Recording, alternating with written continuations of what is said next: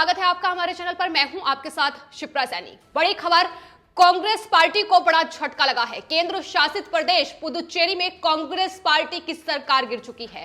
Congress party लगातार पुरजोर कोशिश कर रही थी कि पुदुचेरी में अपनी सरकार को बचाया जाए, लेकिन पुदुचेरी के मुख्यमंत्री वी नारायणसामी विधानसभा में फ्लोर टेस्ट में नाकामयाब साबित हुए। वो बहुमत साबित नहीं कर पाए और सदन से अपने विधायकों के साथ वॉकआउट कर गए। तो एकमात्र दक्षिण भारत का एकमात्र ऐसा राज्य, केंद्र शासित प्रदेश पुदुचेरी, जिसमें कांग्रेस पार्टी की सरकार थी, लेकिन अब कांग्रेस पार्टी के हाथ से पुदुचेरी भी फिसल चुका है और वी नारायणसामी बहुमत साबित नहीं कर पाए हैं। हालांकि आने वाले वक्त में मई में विधानसभा चुनाव पुदुचेरी में होने हैं, लेकिन इससे पहले ही कांग्रेस पार्टी को एक बड़ा झटका पुदुचेरी में लगा है। जाहिर तौर पर जिस तरीके से कांग्रेस पार्टी की मुश्किलें देश भर में बढ़ती नजर आ रही हैं, तमाम राज्य एक के बाद एक हाथों से फिसलते नजर आ रहे हैं। पहले मध्य प्रदेश, उसके बाद गोवा और अब पुदुचेरी में भी कांग्रेस पार्टी ने अपनी सरकार खो दी है। राहुल गांधी हाल ही में पुदुचेरी पहुंचे थे, जहां उन्होंने वहां की जनता को साधने की पूरी कोशिश की थी। वहीं विधायकों को समझाने की भी उनकी ओर से कोशिश की गई, लेकिन आपको बता दें, कांग्रेस पार्टी के 4 विधायकों के इस्तीफे के बाद जब सरकार पर वहां संकट के बादल मंडराने लगे, तो उपराज्यपाल तमिलिसाई सौंदरराजन ने सरकार को बहुमत साबित करने के लिए विधानसभा में कहा। लेकिन आपको बता दें, 22 फरवरी शाम 5 बजे तक का वक्त सरकार के पास था, सरकार को दिया गया था, लेकिन वी नारायणसामी इससे पहले ही बहुमत साबित नहीं कर पाए। तो कांग्रेस पार्टी को एक और बड़ा झटका अब कांग्रेस पार्टी के लिए माना जा रहा है, क्योंकि देश के लगभग 5 राज्यों में विधानसभा चुनाव होने हैं, जिसमें लगातार पुरजोर कोशिश कांग्रेस पार्टी की यही है कि किसी भी तरीके से जनता को साधा जाए, किसी भी तरीके से वोट हासिल की जाए, एक बार फिर से सत्ता में लौटने की कोशिश कांग्रेस पार्टी कर रही है। लगातार पश्चिमी उत्तर प्रदेश से लेकर पश्चिम बंगाल और तमिलनाडु तक कांग्रेस पार्टी के तमाम नेता चुनाव प्रचार में जुटे हुए हैं, लेकिन पुदुचेरी में जिस तरीके से हाथों से सत्ता फिसली है, और वजह यही मानी जा रही है कि दरअसल कांग्रेस पार्टी ने जिस तरीके से झूठ की राजनीति, झूठ बोलकर वो सत्ता पर काबिज हुए, और उसके बाद जिस तरीके से उन्होंने जनता से किए हुए वादे पूरे नहीं किए, उसका ही नतीजा है कि कांग्रेस पार्टी के हाथों से एक के बाद एक देश के राज्यों की सत्ता फिसलती जा रही है। और पुदुचेरी में आने वाले वक्त में विधानसभा चुनाव होने हैं। ऐसे में कांग्रेस पार्टी के लिए अभी से ही काफी मुश्किलें खड़ी हो चुकी हैं।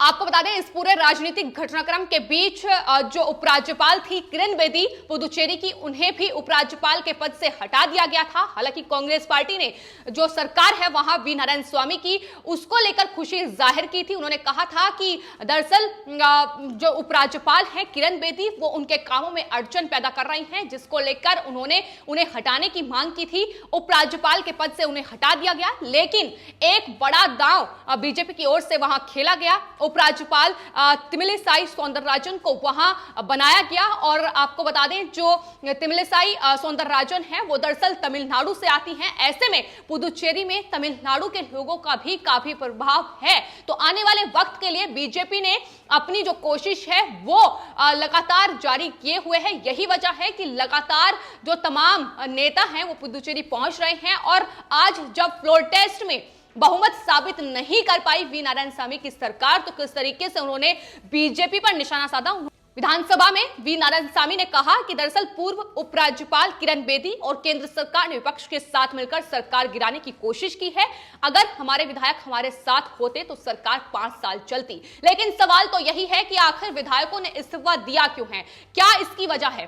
साफ तौर पर जिस तरीके से वी नारायणसामी के झूठ भी सामने आए हैं कि किस तरीके से राहुल गांधी जब पुदुचेरी के हाल ही में दौरे पर पहुंचे, किस तरीके से उन्होंने झूठ बोलकर राहुल गांधी के सामने अपनी तारीफ की, वो भी सबने देखा। तो यही वजह है कि लगातार अब जो गठबंधन की कांग्रेस पार्टी की वहां सरकार है, द्रमुक और साथ ही निर्दलीय विधायक उनके साथ थे, लेकिन अब तमाम जो पार्टी के विधायक हैं वो सरकार का साथ छोड़ रहे हैं। शुरू में हालांकि 4 विधायकों ने इस्तीफा दिया था, जिसके बाद वी नारायणसामी ये कहते नजर आए कि उनके पास बहुमत का आंकड़ा है, और जो विधायक इस्तीफा दे रहे हैं उनका इस्तीफा अभी तक स्वीकार नहीं किया गया है। ऐसे में उनके पास बहुमत है, लगातार उनकी तरफ से यही कहा जा रहा था, लेकिन रविवार को 2 और विधायकों ने इस्तीफा दिया, जिसके बाद पार्टी पर पूरी तरीके से संकट के बादल मंडराने लगे। और यही वजह है कि 22 फरवरी शाम 5 बजे तक का वक्त दिया गया था, लेकिन उससे पहले ही ये जो तमाम विधायक हैं, ये जो वी नारायणसामी की सरकार पुदुचेरी में थी, ये अपना जो बहुमत है वो विधानसभा में साबित नहीं कर पाई और वी नारायणसामी अपने विधायकों के साथ सदन से वॉकआउट कर गए। हालांकि अभी वो अपना इस्तीफा वहां उपराज्यपाल को सौंपेंगे, लेकिन जिस तरीके से कांग्रेस पार्टी को एक बड़ा झटका पुदुचेरी के रूप में लगा है, तो जाहिर है आने वाले वक्त में जो तमाम राज्यों के लिए जिनमें विधानसभा चुनाव होने हैं उसकी तैयारी कांग्रेस पार्टी कर रही है, तो उससे पहले उनके लिए मुश्किलें जरूर बढ़ गई हैं। तो पुदुचेरी में कांग्रेस पार्टी की सरकार गिरने के बाद वी नारायणसामी, जो कि पुदुचेरी के मुख्यमंत्री हैं, उन्होंने उपराज्यपाल को अपना इस्तीफा सौंप दिया है।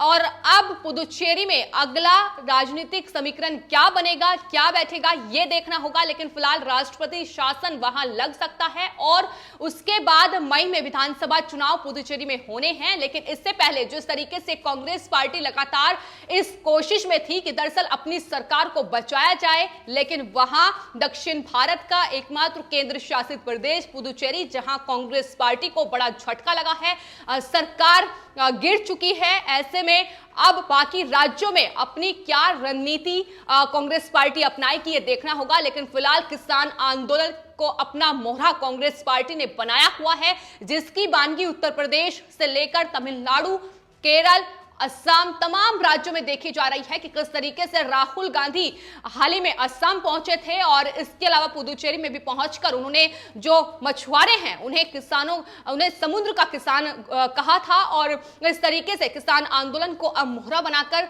आगे की रणनीति कांग्रेस पार्टी तैयार कर रही है। लेकिन बीजेपी पुरजोर तरीके से कांग्रेस पार्टी पर हमलावर है कि आखिर किस तरीके से कांग्रेस पार्टी सिर्फ और सिर्फ किसानों को लेकर राजनीति ही कर रही है। जिस तरीके से वो हर रैली में ये कहते नजर आते हैं कि वो किसानों के साथ हैं, किसान बॉर्डर्स पर डटे रहें, वो किसानों की जो मांग है उसे आगे सरकार के पास रखेंगे कि किस तरीके से वो कानून वापस चाहते हैं, कानून रद्द होना चाहिए, ये मांग किसान कर रहे हैं।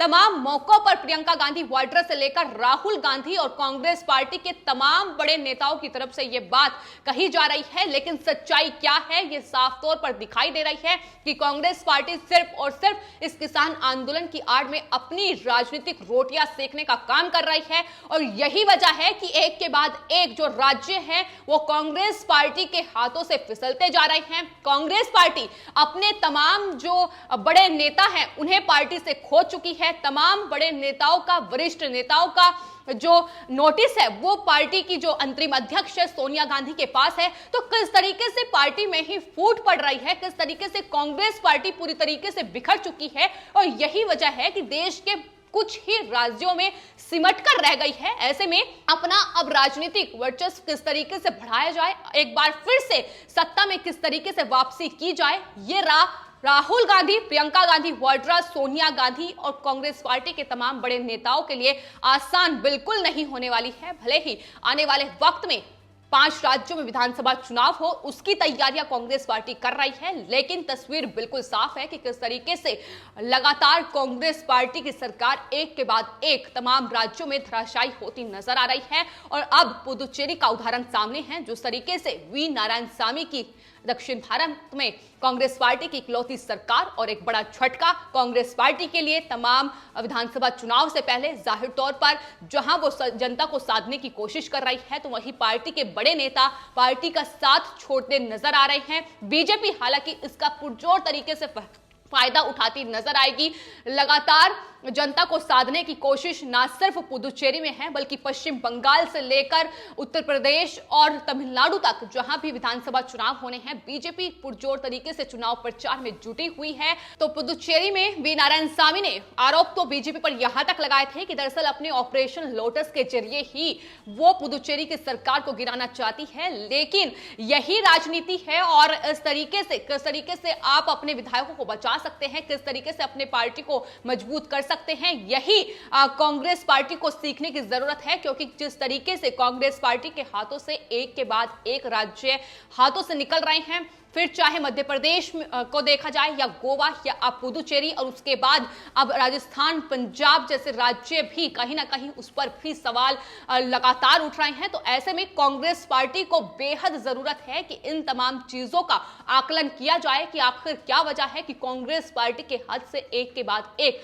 तमाम राज्यों की सत्ता फिसलती जा रही है। क्योंकि कांग्रेस पार्टी साफ तौर पर झूठ की राजनीति जिस तरीके से कर रही है, उसका ही नतीजा है कि कांग्रेस पार्टी के हाथ से ये राज्य एक के बाद एक उनके हाथों से फिसलते नजर आ रहे हैं। फिलहाल आपकी इस पूरे मामले पर क्या राय है, हमें कमेंट बॉक्स में जरूर लिखें और चैनल को सब्सक्राइब करें। धन्यवाद।